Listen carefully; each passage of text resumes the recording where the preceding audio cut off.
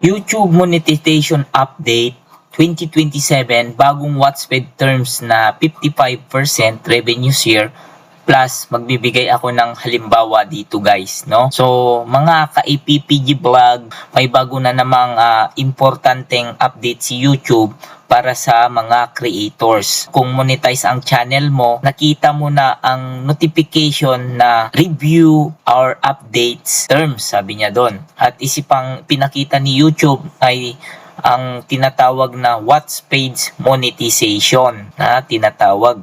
So, Wattpad monetization module na sinasabi ayon mismo sa terms na pinakita ng notification, ang update na ito ay magiging effective sa 01 February. Pero ano ba talaga ang ibig sabihin nito mga ka-APPG vlog? Mayroon bang mababago sa kita natin? Ano ibig sabihin ng 55% revenue share? And then at paano naman ang kita sa YouTube Premium, Premium Lite at YouTube Music? Sa video na ito, isa-isahin natin guys, no? At lalagyan ko rin ng simpleng halimbawa para madali nating maintindihan.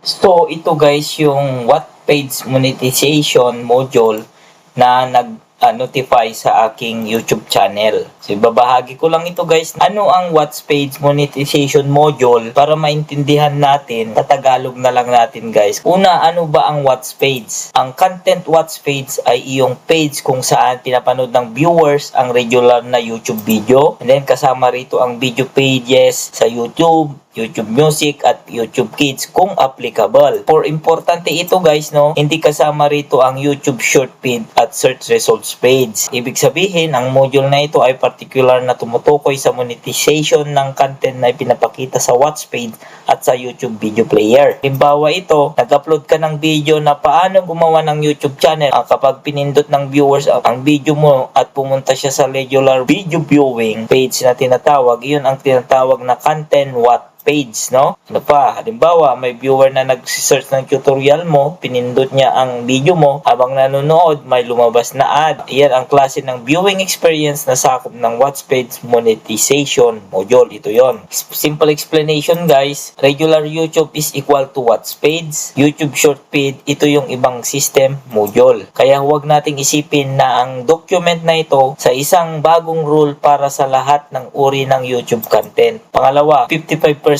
na binabanggit ng revenue share. Ngayon, ito ang isang pinakamahalagang bahagi. Nakasaad sa bagong Wattpad monetization module na yung YouTube will pay creator 55% of net revenues from ads na pinapakita sa stream iyong content, Wattpad o kaugnay playback ng iyong content sa YouTube Video Player. Pero may isang napakahalagang salita rito, ito yung revenues, no? Or net revenues. Ngayon, kaya hindi ibig sabihin nito na makukuha mo na ang 55% sa lahat ng gross money na binayaran ng advertisers. Sabi ng terms ay 55% ng net revenues na sakop ng kanilang calculation. Kaya wag agad isipin na bawat isang dolyar na kinikita ng advertisement ay eksaktong 55 cent ang matatanggap mo. May computation pa rin base sa official terms ni YouTube. Example, sabihin natin na pagkatapos ng applicable deductions at calculation ng net revenue na inuugnay sa applicable advertising activity ay $100.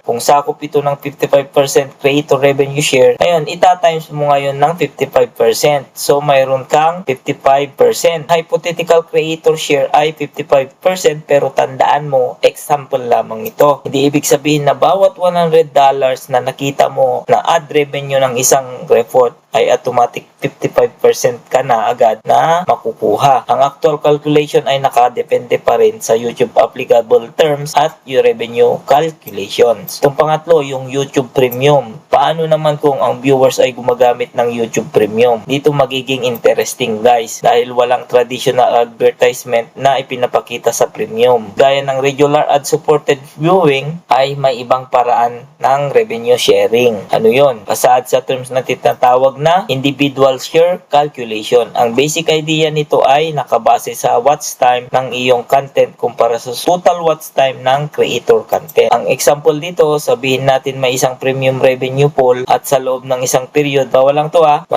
million minutes ang total watch time ng creator content, samantalang ang video mo ay nakakuha ng 10,000 minutes, ibig sabihin, i-divide mo yon. So, 1% lang ang nakuha mo doon. So, ang simpleng hypothetical example content mo ay maaring magkaroon ka lang ng 1% share applicable revenue pool bago ilapat ang creator revenue share at iba pang term. Ito yung simple lessons, no? Mas maraming watch time mula sa premium viewers sa content mo, mas malaki din yung potential na bahagi ka ng applicable premium revenue pool na attributed sa content mo. Dito sa premium light pool naman ay mayroong sinasabi dyan na define bilang 60% net revenues mula sa premium light na attributed sa content watch paid at YouTube video player based on the applicable calculation. Ngayon, huwag tayong malito sa dalawang percentage na yan. 60% is equal to 60% agad na matatanggap ng creator. Iba ito ay bahagi ng revenue pool calculation. Ngayon, halimbawa lang, may applicable ka na premium light na net revenue na $1,000. Ayon dun sa definition term niya na 60% nito ay magiging ganito siya. 1,000 times 60% is equals to $600.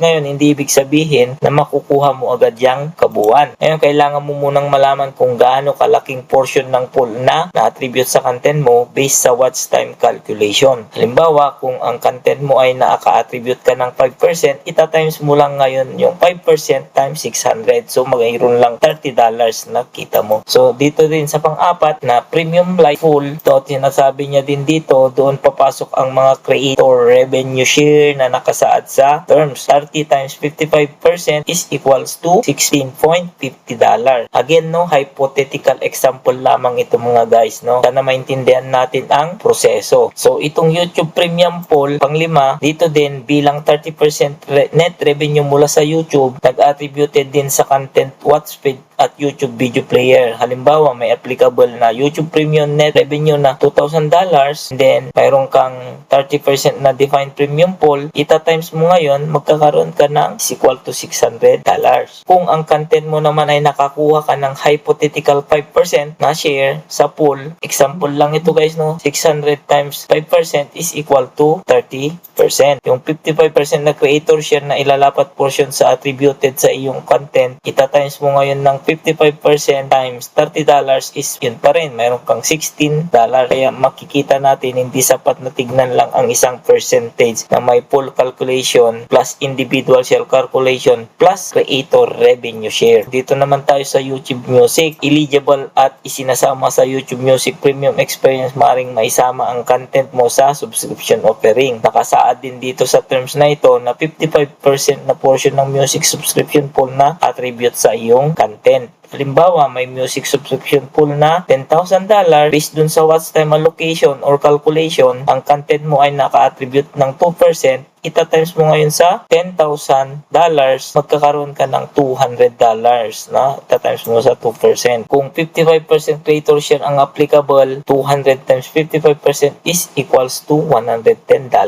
Again, example lamang ito. Ang actual amount ay depende pa rin sa tunay na revenue pool at actual watch time calculation. Pang 7, ito yung lastly, no, kailangan bang i-accept? Nandun sa baba, kung i-accept mo guys mo, mag-finish button ka. Kung skip mo, pwede kang mag-skip. Kung mahalaga, wag basta-basta mag-click ng hindi binabasa yung mga notification. Alamin mo muna kung ano ang iyong ina-accept. At kung may bahagi ng terms na hindi malinaw, basahin ang official YouTube documents o terms bago gumawa ng desisyon. Hindi sapat na makita lang natin ng salitang 55%. Dapat basahin mo talaga at sabihin agad na 55% lahat ng kinikita natin. Hindi ganun kasimple. Kailangan makita. May net revenue, may revenue pool, may individual share calculation, watch time, at iba pang terms kailangan natin maintindihan. So, kung mayroon kang natutunan sa vlog na ito guys, patungkol sa YouTube tips, YouTube tutorial, kailangan mong pwedeng i-like, comment kung ano yung magiging tanong mo sa akin, i-subscribe kung di ka pa nakapag-subscribe sa aking channel guys. Pa-shoutout sa mga kakilala natin sa YouTube guys, mega love shoutout sa inyong lahat. At kung hindi mo pa pa napanood ito guys, kung mahilig kang mag-live, panoorin mo tong aking naunang YouTube uploaded tutorial tips sa OBS. Magagamit mo ito guys sa pagla-live mo sa YouTube. Mas maganda. So yun lang. Maraming salamat.